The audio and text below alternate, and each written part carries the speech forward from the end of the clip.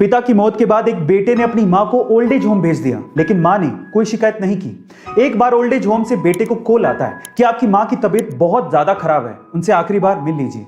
जब बेटा मां से मिलने पहुंचा तो उसने कहा कि बता मां, तेरी आखिरी इच्छा क्या है? तो मां ने कहा कि बेटा, इस ओल्ड एज होम में पंखे लगवा दे क्योंकि गर्मी बहुत पड़ती है। एक फ्रिज भी लगवा दे क्योंकि बहुत बार मुझे बिना खाना खाए सोना पड़ा था।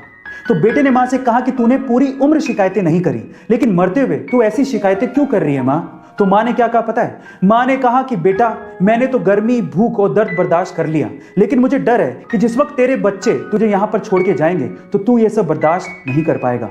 मां होती है, मरते दम तक वो अपने बच्चों के बारे में ही सोच रही होती है। तो क्या हमें हमारे माँ बाप के बारे में नहीं सोचना चाहिए? जब कुछ कर गुजरने की चाह हो तो रास्ते के कांटे कभी मायने नहीं रखते। कुछ ऐसी कहानी है महाराष्ट्र से दिल्ली आए लक्ष्मण राव जी की, जो कि लेखक बनना चाहते थे, लेकिन पैसों की कमी की वजह से उन्होंने चाय बेचना शुरू किया। जब आमदनी ठीक ठाक होने लगी तो उन्होंने पढ़ना लिखना फिर से शुरू किया। 37 की उम्र में उन्होंने 12वीं क्लास पास की, 50 की उम्र में उन्होंने BA किया और 63 की उम्र में उन्होंने MA किया। इसी दौरान उन्होंने बुक्स भी लिखी, लेकिन जब भी वो अपनी बुक लेके पब्लिशर के यहां पर जाते उन्हें बाहर का रास्ता दिखा दिया जाता, लेकिन उन्होंने हिम्मत नहीं हारी, बुक को छापने के रास्ते खुद से निकाले और आज वो 25 से ज्यादा किताबें लिख चुके हैं और उनकी किताबें फ्लिपकार्ट, अमेज़न जैसी साइट्स पर बिकती हैं। लंदन और अमेरिका के बहुत से बड़े अखबारों में, इवन BBC तक में उनके आर्टिकल छपे हैं। आज लक्ष्मण जी को लोग चाय वाला कह के नहीं बल्कि लेखक जी कह के बुलाते हैं। आपको इनकी कहानी सुन के कैसा लगा? एक 2 साल के बच्चे में कितनी तो समझ होती है, लेकिन यूपी के मुरादाबाद के 2 साल के छोटे से बच्चे ने अपनी सूझबूझ से अपनी मां की जान बचाई।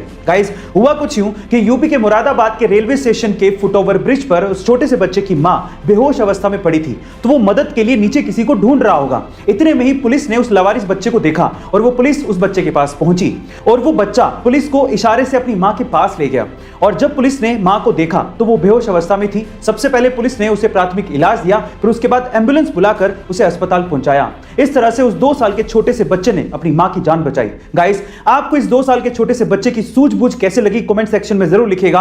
आपने अक्सर गौर किया होगा कि पब्लिक ट्रांसपोर्ट जैसे कि बस, ट्रेन, मेट्रो, इनमें महिलाओं के लिए, बुजुर्गों के लिए और फिजिकली चैलेंज लोगों के लिए सीट्स रिजर्व्ड होती हैं, लेकिन फिर भी इन सीट्स पर आम लोग बैठे रहते हैं। और महिलाओं के आने के बाद भी, या फिर बुजुर्गों या फिर फिजिकली चैलेंज लोगों के आने के बाद भी ये लोग अपनी सीट नहीं छोड़ते। क्या आप उसके पीछे का रीजन जानते हैं? उसके पीछे का रीजन है एजुकेशन, जो कि हमें हमारे बच्चों को स्कूल के शुरुआती दिनों में ही देनी चाहिए, जैसा कि जापान में होता है। जापान में बच्चों को स्कूल के शुरुआती दिनों में ही सिखाया जाता है कि अगर आप किसी पब्लिक ट्रांसपोर्ट में जा रहे हो और अगर वहां पे कोई महिला या फिर बुजुर्ग या फिर फिजिकली चैलेंज्ड पर्सन या फिर कोई प्रेग्नेंट विमेन आ जाए तो तुरंत अपनी सीट को छोड़ें और उन्हें बैठने को जगह दें। गाइस, क्या आपको भी ये लगता है कि इंडिया में ऐसी एजुकेशन शुरुआती दिनों में ही बच्चों को देनी चाहिए? कमेंट सेक्शन में जरूर लिखें। जिंदगी में सक्सेस को पाने के लिए बहुत से फेलियर से गुजरना पड़ता है, बहुत से रिजेक्शंस को सहन करना पड़ता है, तब कहीं जाके इंसान उस मुकाम पर पहुंचता है जिस मुकाम के सपने वो खुली आंखों से देखा करता था। कुछ ऐसा ही हुआ जुबिन नौटियाल के साथ। आज से ठीक 10 साल पहले सन 2011 में जुबिन नौटियाल एक्स फैक्टर नामक एक टैलेंट शो में ऑडिशन देने के लिए पहुंचे थे, लेकिन शायद वो उनका दिन नहीं था। वो बहुत ज्यादा नर्वस थे, इस वजह से वो उस लेवल का परफॉर्म नहीं कर पाए जिस लेवल की उनसे उम्मीद थी, और इसी वजह से सोनू निगम ने उन्हें रिजेक्ट कर दिया।